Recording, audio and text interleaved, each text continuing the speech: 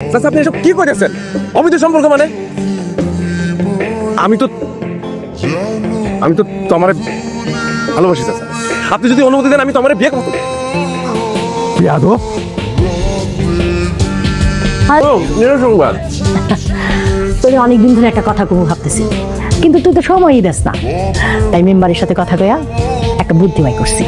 অনেক তো মানুষের দোকানে কাজ করছস, আমার অনেক দিনের একটা স্বপ্ন ছিল জানোস, তোর একটা নিচের দোকান হইব, একটা নিচের ব্যবসা হইব, তারপর সুমাইয়ারে নিয়া সারা জীবন একসাথে সুখে শান্তিতে বাস করবি।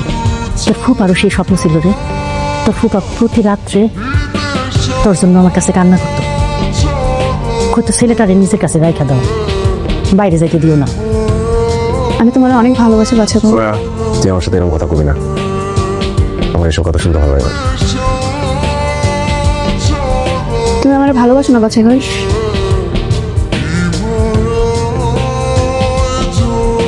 ব্যবস্থা করি বুঝতেছি, তুই তো কোনো কিছু শুনোসি না। আরে নিজের বুঝতো পাগলও বুঝে, নিজের ভূত ভবিষ্যৎ এইভাবে কেউ নষ্ট করে? রমন ভাই তো নিজেরই কোনো কিছু ঠিক নাই, তার উপরে ব্যাংকে লোন, নিজের শরীর অসুস্থ। তুই যদি ওর দোকান না সামলাতি সে কি করতে পারতো? পারতো না। তোর ফুপুর কত সয় সম্পত্তি, তুই যদি সুমাইয়ারে বিয়ে করস তাহলে তো সবকিছু তগরই হইব।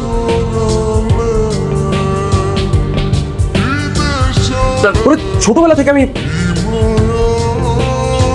বোনের মতো ভালোবাসি বুবু। আমি সুমাইয়ারে বিয়ে করতে পারবো না। আমি তোমারে ভালোবাসি বুবু। পরে স্যার আমি আর কারো ভাবতে পারি না। তাহলে আমার একটা কথা স্পষ্ট শোনা রাখ, আজকের পর থেকে এই বাড়িতে তোর কোনো জায়গা নেই। কিরে